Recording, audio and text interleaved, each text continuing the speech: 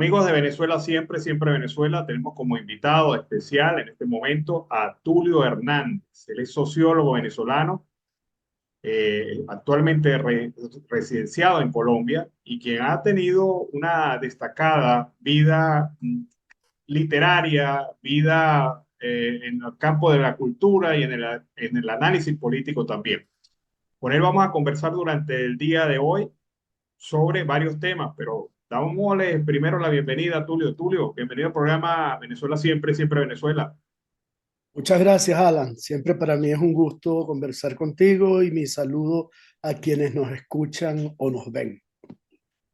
Tulio, ¿qué siente la sociedad venezolana cuando un presidente de facto llega y dice, mantendremos el poder por las buenas o por las malas?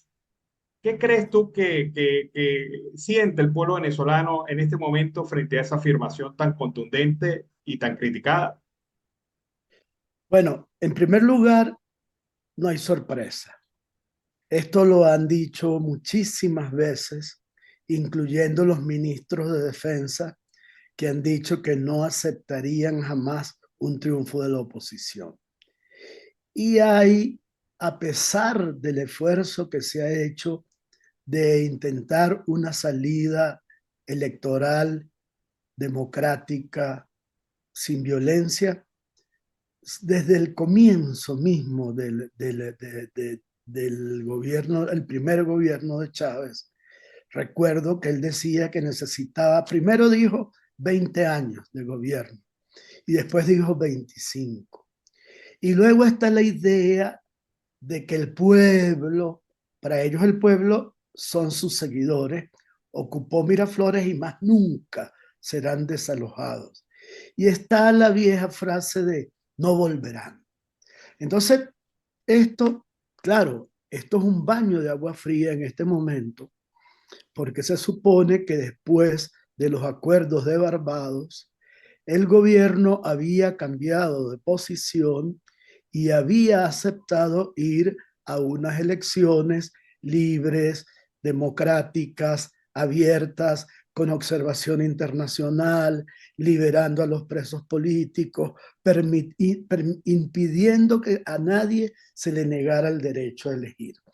Así que esto tiene dos caras. Una, no es nada nuevo, no es nada que nos sorprenda.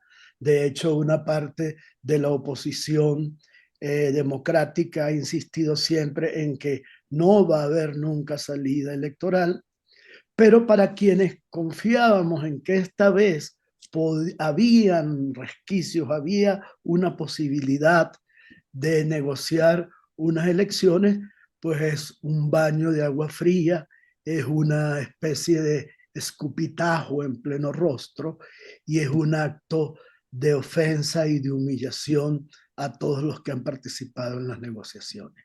Es muy triste.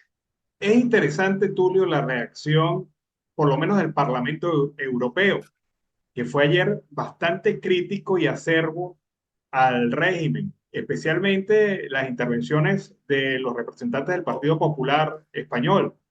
Pero hay también gente que en medio de esa sesión manifestaba lo mismo que dices tú, teníamos esperanza.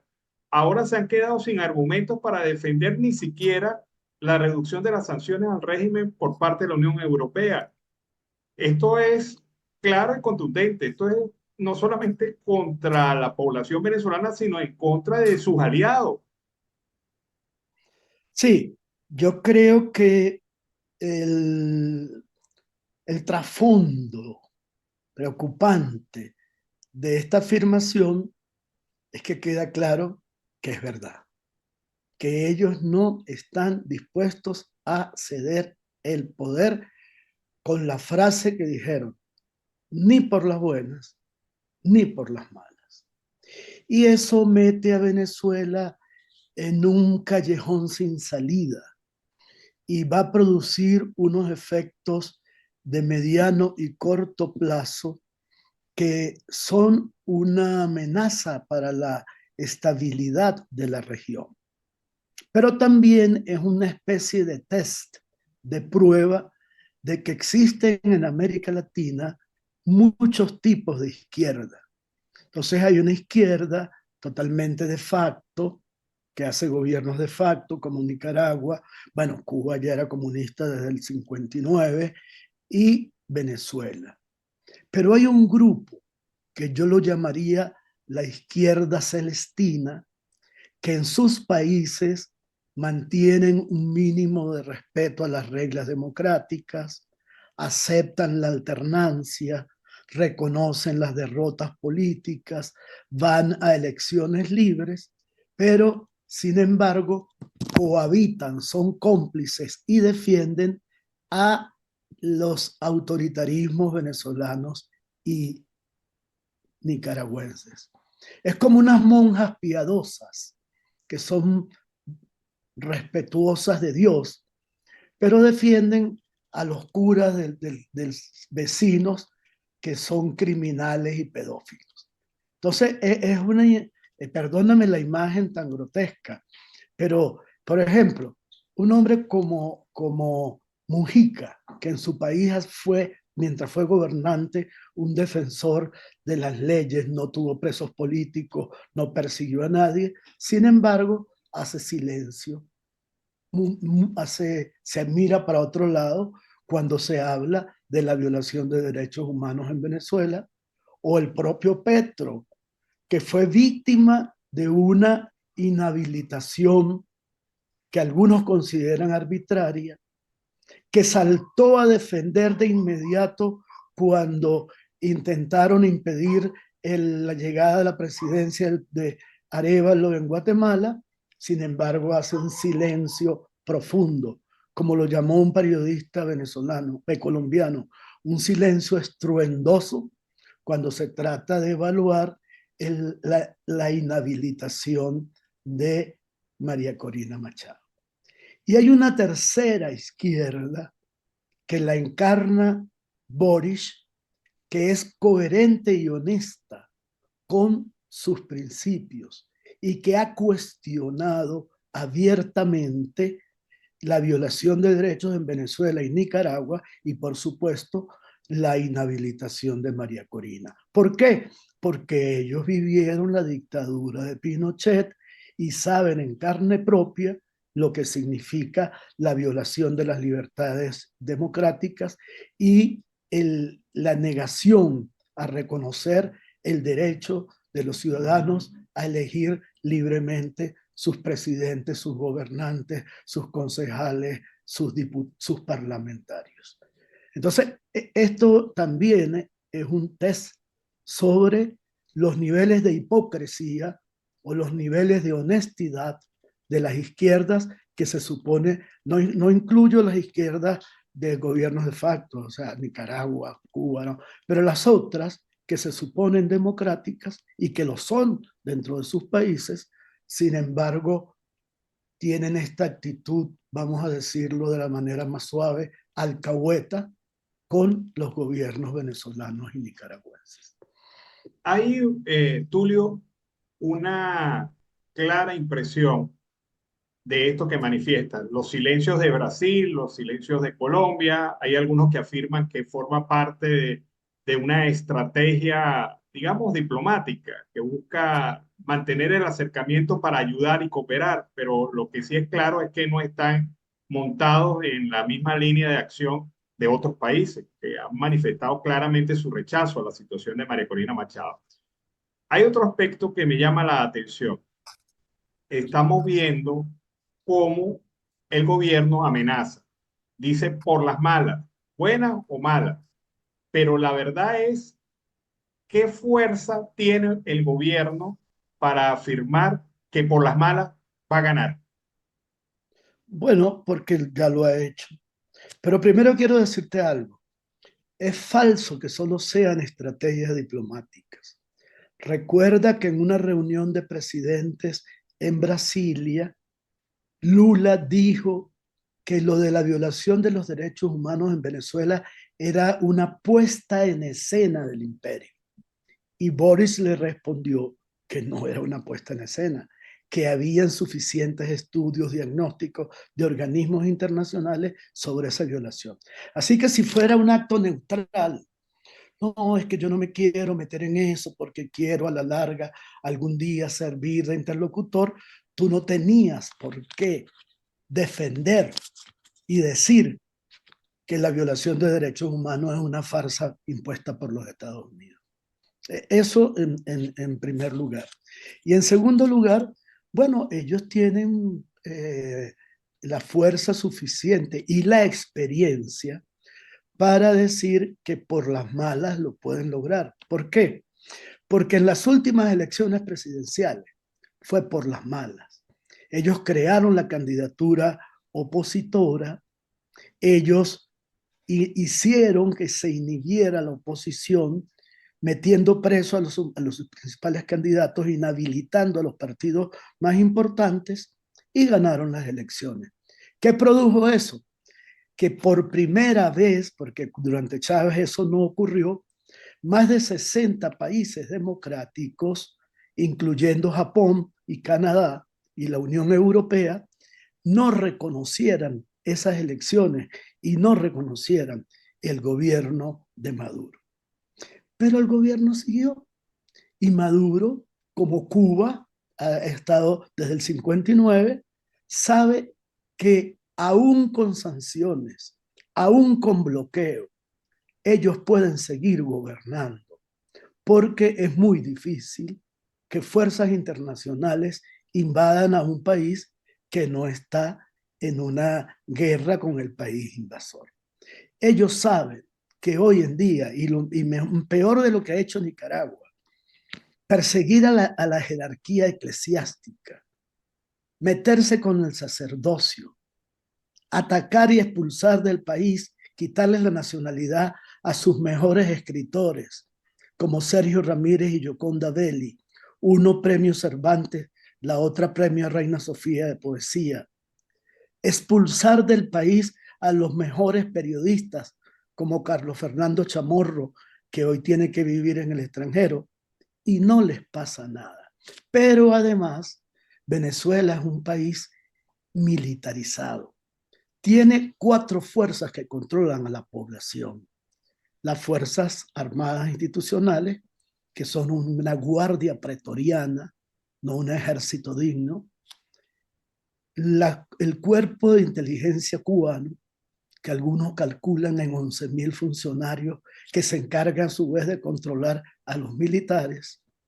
Los colectivos paramilitares, cuya cifra nadie sabe exactamente, pero que son los cuerpos de civiles armados que reprimen a la oposición y que persiguen los actos públicos de protesta y que hostigan a los activistas que no coinciden con el gobierno, y el apoyo de las tecnologías represivas rusas e iraníes, más el trabajo cotidiano de extorsión que genera miedo, que hacen, por ejemplo, las guardias nacionales en las autopistas y en la frontera, pidiéndole dinero a la gente, o en los aeropuertos, quitándoles objetos que traen en sus maletas. Entonces, es una sociedad dominada por el miedo, una sociedad milicianizada y policializada. Entonces tienen fuerza, tienen con qué. Ahora, ¿cómo se saldría de esto? Bueno, hay que insistir en el camino democrático, hay que insistir en la movilización de calle, en la protesta social, pero no sabemos si eso vaya a tener efectividad y si es necesario, que es lo que yo creo, cambiar de estrategia, no abandonar la Constitución, no jugar sucio como juegan ellos, pero no ser inocentes, no ir a poner la cabeza para que no la corten. Intentar un mínimo de resistencia, un mínimo de defensa y un cambio que no necesita ir a una lucha armada, que no necesita, pero sí un cambio en las maneras de defendernos, de protegernos, porque no es posible que nos golpeen, que nos metan presos, que nos torturen que nos exilien, que nos hagan a 9 millones, bueno, o no sé, 7 millones y medio, 8, irnos del país y nosotros inocentemente poniendo las dos mejillas. Eso hay que pensar. Tulio, bajo esa perspectiva, ¿cómo observas este tema de elecciones? Estas elecciones presidenciales que el gobierno quiere acelerar de alguna manera para poder meterla dentro de su estrategia. ¿Cómo la ves? La veo muy difícil. Digamos, la inhabilitación de María Corina Machado pareciera ser un acto de principios. Lo dicen siempre. Algo así como, primero sobre mi cadáver que María Corina candidata. Y la idea es de ese proceso, no solamente es porque le temen, obviamente, un hombre que tiene en todas las encuestas el 8% de apoyo versus una mujer que nada más en la primaria obtuvo más de 2 millones de votos y que en todas las mediciones está casi por encima de del 85% de intención de voto. Ellos no quieren medirse, o sea, es una derrota anunciada. ¿Qué quieren además? Desmoralizar a la oposición y dividirla, fragmentarla, ponerla a decir desde ya que hay que buscar otro candidato, con lo cual debilitan a la oposición, ya lo hicieron la vez pasada. Ellos van a construir por lo menos 4 candidatos de apariencia opositora. Y luego, si supongamos un mes antes del cierre de las inscripciones en el árbitro electoral, no está permitida la inscripción de María Corina, pues obligará a la oposición a tomar 2 decisiones. Una, abstenerse, lo cual es malísimo, porque le garantiza el triunfo a ellos. 2, buscar un candidato de última hora, por consenso, no por elecciones, lo cual fragmentaría, dividiría, crearía una lucha interna porque no hay ningún candidato, ninguna figura que tenga la misma potencia y la misma representatividad y el mismo carisma y la misma capacidad de persistencia que tiene María Corina. Entonces son 3 intenciones. 1, impedir que el tirano se mida con una heroína popular que tiene todo el apoyo. 2, obligar a la oposición a tomar una decisión a última hora de buscar un candidato sustituto que no tendría la capacidad de convocatoria ni la fuerza de María Corina Machado. Y 3, crear la posibilidad de llevar por lo menos 8 candidatos que parezcan de oposición, de manera que la fragmentación de los votos de una parte y el desinterés de la gente de ir a votar ante una cosa que evidentemente es un fraude, le garantice otra vez 5 o 6 años más a Maduro como presidente de la República. Tulio, pero esto es, en términos de jugada, de jugarse a Rosalinda por parte del gobierno. O sea, no hay, no, está poniendo todos los huevos en la misma cesta y quizás la jugada le pueda salir mal. Vamos a ver, uno nunca sabe. En política, los pueblos también aprenden y la gente va identificando. Fíjense ustedes, 3 cosas importantes. La abstención en las últimas elecciones que ha convocado el gobierno. La pasividad en los actos que el gobierno convoca. Y tercero, el agotamiento de su discurso. Es decir, es un discurso sin futuro, es un discurso sin proyecto, es un discurso que vive del pasado, de la queja, del resentimiento, que no le anuncia a los venezolanos ni siquiera un proyecto, pero que además ha renunciado a todos los principios con los cuales se supone comenzó la revolución, sobre todo a cuatro. Uno, la lucha contra la corrupción. Eso no existe, eso se acabó. Dos, la creación de un modelo socialista. Eso se acabó. Ya no hablan de industria socialista, ahora incluso celebran a los empresarios, se reúnen con Fedecámara, piden inversión internacional. Tres, la eh, creación de una sociedad participativa. Eso no existe.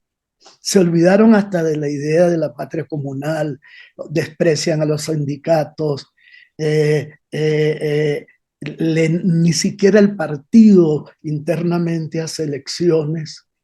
Y cuatro, quizás lo más triste, el quiebre de la esperanza. Es decir, es una sociedad en donde lo que reina en el futuro es la opacidad, solamente hay presente. Entonces, está muerto, es como decía Rómulo Betancourt de un opositor, es un cadáver insepulto, pero un cadáver insepulto puede vivir muchísimos años, con respiración artificial, en terapia intensiva, con la guardia pretoriana sosteniéndolo en los hombros. Yo recuerdo que hay una imagen que a mí me recuerda a este gobierno, y es que en los últimos días de Franco, ya enfermo, moribundo, lo ponían en un balcón de la Plaza Real, creo que le colocaban una especie de sustento en la espalda, le movían los brazos y él aparecía y saludaba. Bueno, así es este gobierno. Es un cadáver insepulto, pero los cadáveres insepultos pueden gozar de buena salud por mucho tiempo. Bueno, Tulio, muchísimas gracias. Muy interesante lo que hemos conversado durante la tarde de hoy. Muchísimas gracias por haber estado en el programa Siempre Venezuela. Gracias a ti, Alan, y saludos a todos los que nos escuchan y nos ven.